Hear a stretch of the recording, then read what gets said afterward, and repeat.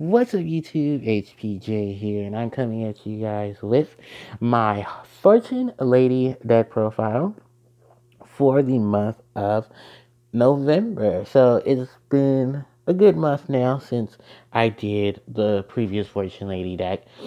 And this one, I really was trying to just reach outside the box, and then the box slapped me. So yeah, I just wanted to incorporate something a little different. Try to incorporate something new. Yeah, it's just been crazy with the Fortune Ladies because I'm actually gonna start looking for the witchcraft monster, Golem Golem Eru or Aruru.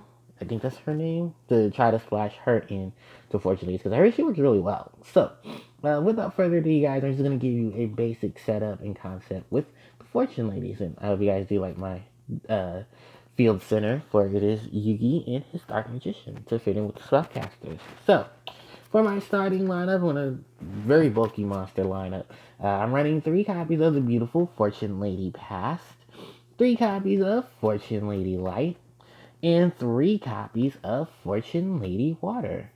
Then for the rest of the Fortune Ladies, I'm only running 2 copies of Fortune Lady Dark, 1 copy of Fortune Lady Wind, 1 copy of Fortune Lady Fire, and I'm splashing in 1 copy of Fortune Fairy Hakari. Then for the rest of my monster lineup, I'm running 2 copies of Chaos Sorcerer and 3 copies each of Effect Veiler. So that rounds about my monster lineup. Then I'm going to go on to my spells and traps.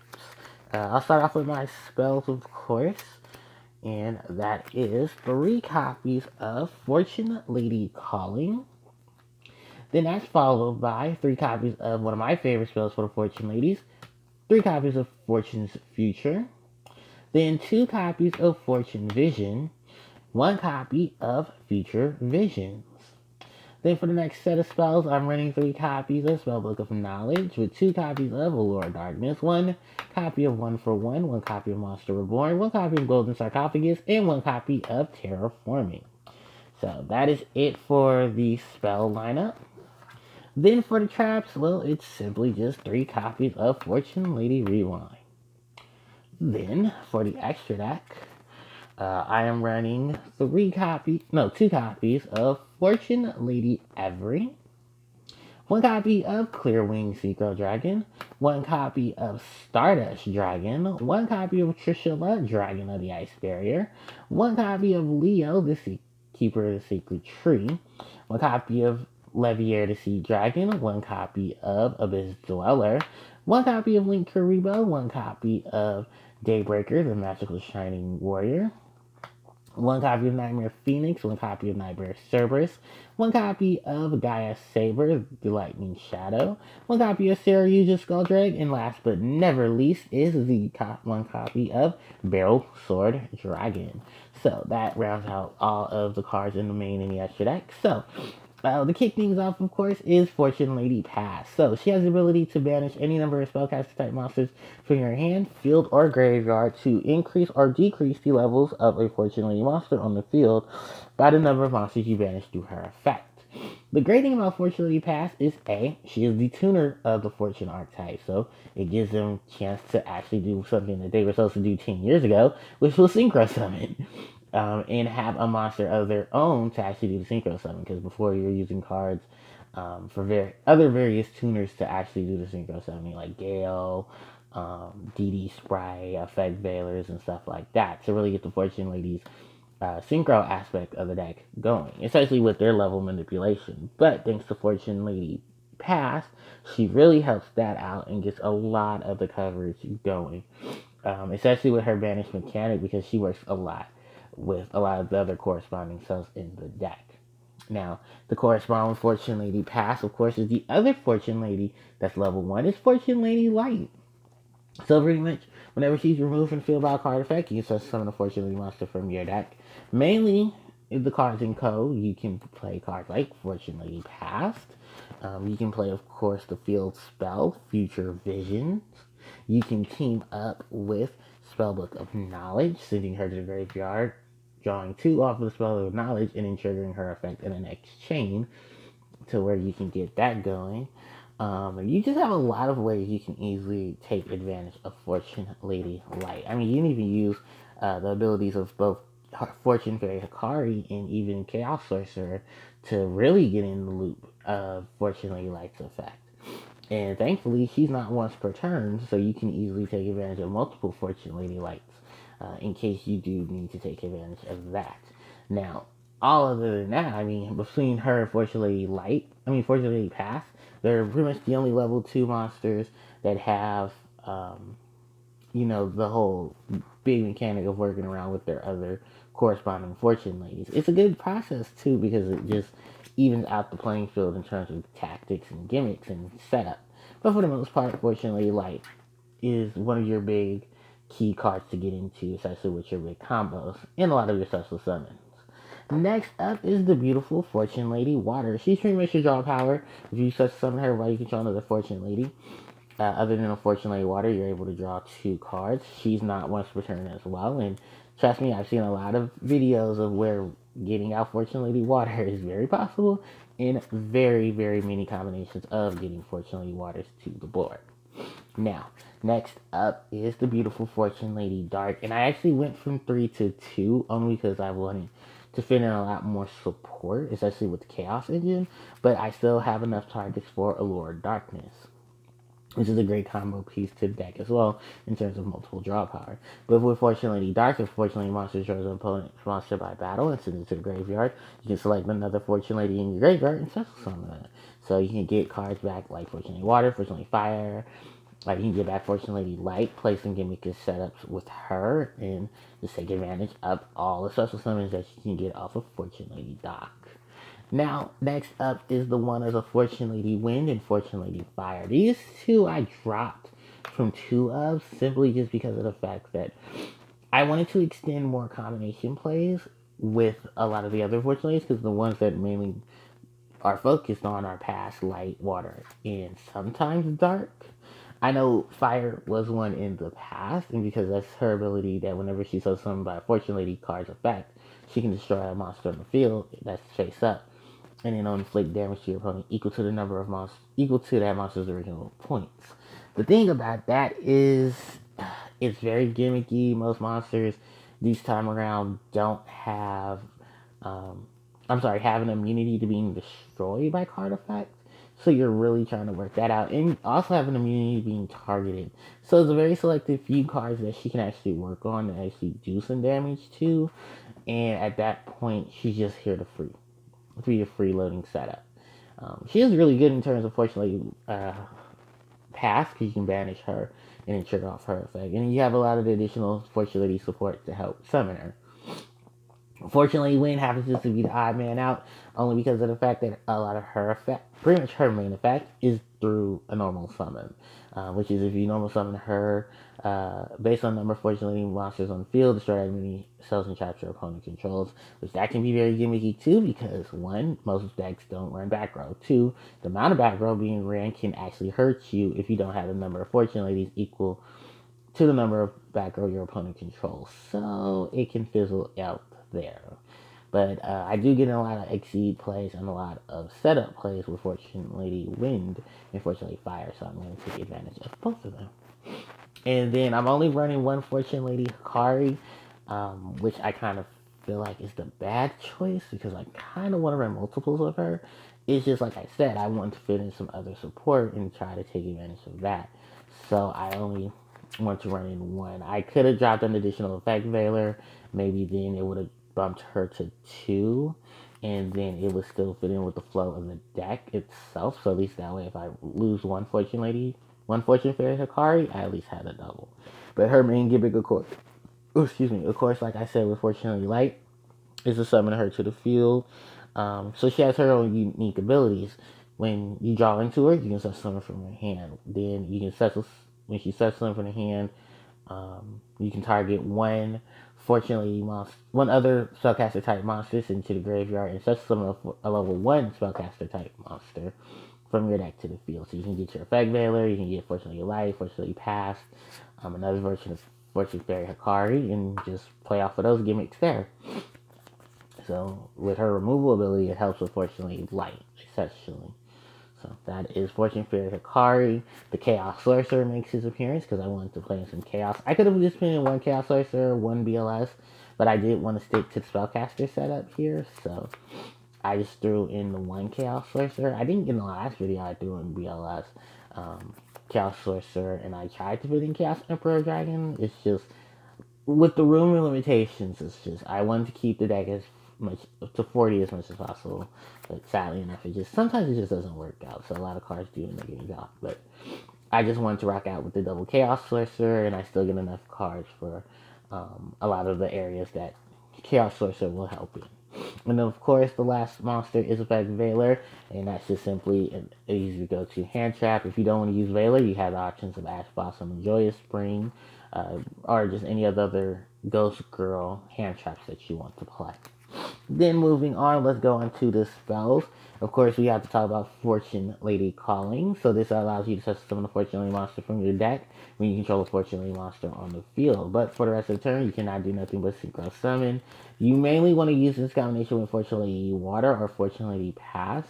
You can summon Fortune Lady Light off of this, or maybe Fortune Lady Dark, but do be careful of who you're going to correspond this card with, because remember, for the rest of the turn, you're doing nothing but social summoning synchro monsters for the rest of the turn. I mean, from the extra deck for the rest of the turn. So, for the most part, I am running enough extra deck synchro monsters to fit into that quota. But this is one of those cards that I would suggest thinking about how you're going to play it before you play it. Because, it's not going to backfire on you. It's just that you're going to be locked into synchros for the rest of the turn. But other than that, it gives you a free Fortune Lady summon. So you can grab water, you can grab pass, you can grab light, you can grab fire, you can grab dark, wind, and just go from combos there. So next up is, of course, the draw card, Fortune's Future, and this pretty much just revolves with so many of the cards in this deck, just because there's so much vanishing being done. Fortune's Future's ability to send the Fortune Lady back to the graveyard to draw 2 cards helps out tremendously in terms of the additional draw power. And not to mention, it's not once per turn. Then we have Fortune's Vision. So this card's effect is pretty much a tanky on its activation. Add a Fortune Lady card from your deck to your hand. Sadly enough, Fortune's Future is not a Fortune Lady card in its name, so you can't add that to your hand. Otherwise, that would be completely broken. But it has 2 additional effects that can be activated once per turn each. If a card you banished, if a card of yours gets banished, it's said during the damage step, your monsters you control can be destroyed by card effects, even if this card leaves the field. And if cards your opponent controls are banished, the next battle's damage that you would take becomes 0, even if this card leaves the field. So you get that advantage there. And you get the advantage to search for a Fortune Lady card and add it to your hand. So, good searching. The next Fortune card, of course, is Future Visions, which is the field spell. Now, clearly enough, no, this is not a field spell for Fortune Ladies. However, this is still a Fortune type card. Future Visions was used in the anime, of course, by Carly, and it has great synergy, of course, with Fortune Lady Light, especially because it'll banish her from the field and it'll trigger her effect to summon another Fortune Lady to the board. This can be a great card to disrupt your opponent's plays because it will disrupt their normal summons, and then they have to really question how they're going to play out their normal summons. And of course, if this card leaves the field, they can't get their other monster back. So they do have to be careful at how they play with Fortune's Vision. I only have one Future's Vision, sadly enough. I'm going to try to look for multiples so I can at least have 2 at least in the deck because it's a great combo card with a lot of combo pieces. So that is Future Visions. The Spellbook of Knowledge for the additional draw power and corresponds well, of course, with Fortune Lady Lights. Then I got the Allure of Darkness because I am running a good surplus of dark monsters. Just additional draw and then banish. So if I do draw in the Fortune Lady Dark, I can banish her off of this, flip my Fortune's Future, and draw off of that as well. A lot of 1-ofs. We have 1 for 1 for all the level 1 monsters in the deck. We have, of course, the Mighty Monster Reborn, just to set some additional support. We have Golden Sarcophagus, which works well with a lot of combo pieces in this deck that works with the banish area and getting stuff back or putting stuff there and then flowing around. And then, of course, terraforming to search for the one field spell in the deck, and that's Future Visions.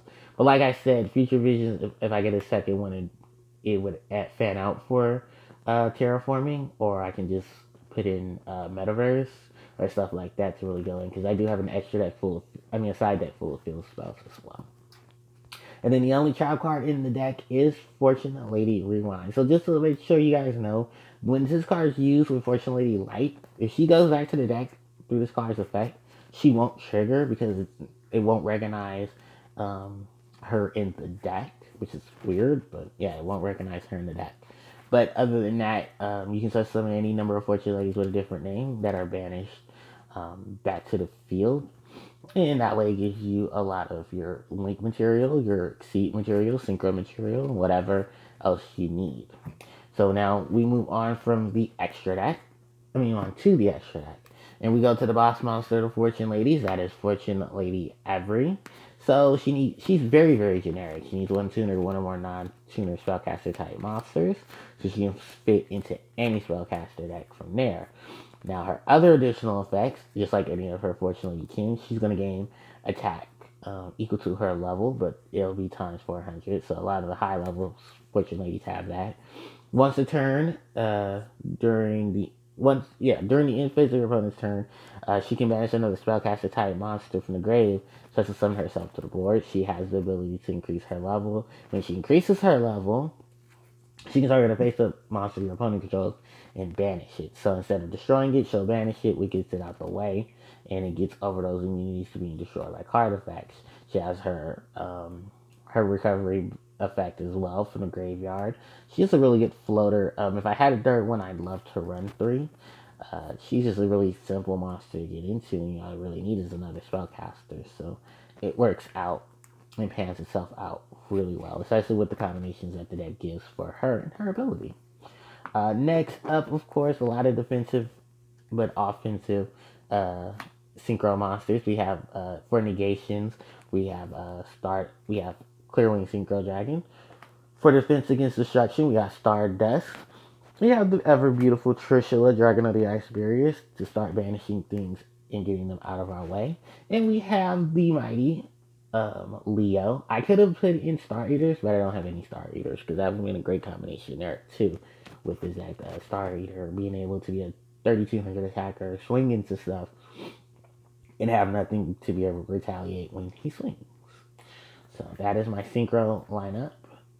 Then for I only running 2 Exceed monsters. That's Leviator the Sea Dragon and Abyss Dweller. These pretty much just counteract with the whole level manipulation thing.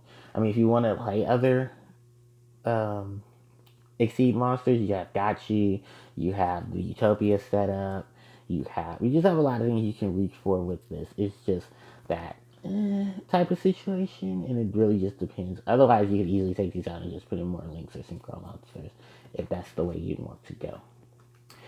Thinking of link monsters, got a couple of the guys here.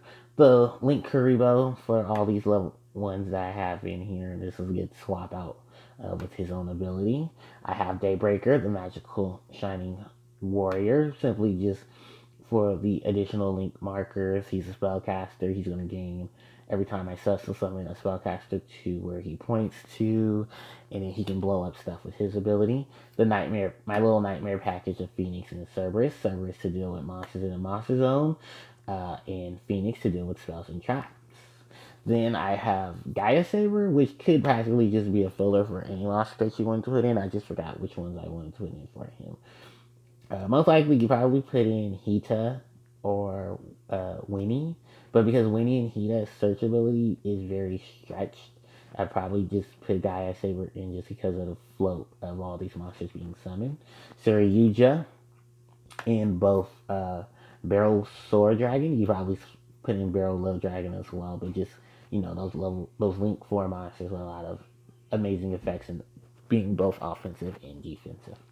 So that is pretty much it, you guys, for the Fortune Lady deck profile. I hope you guys enjoy this variation. If you guys do have any questions or anything, you can always hit the comment section and let me know what you guys think. Thank you guys so much for watching. Don't forget to like, comment, share, and subscribe, and I will catch you guys next time. HPJ signing out.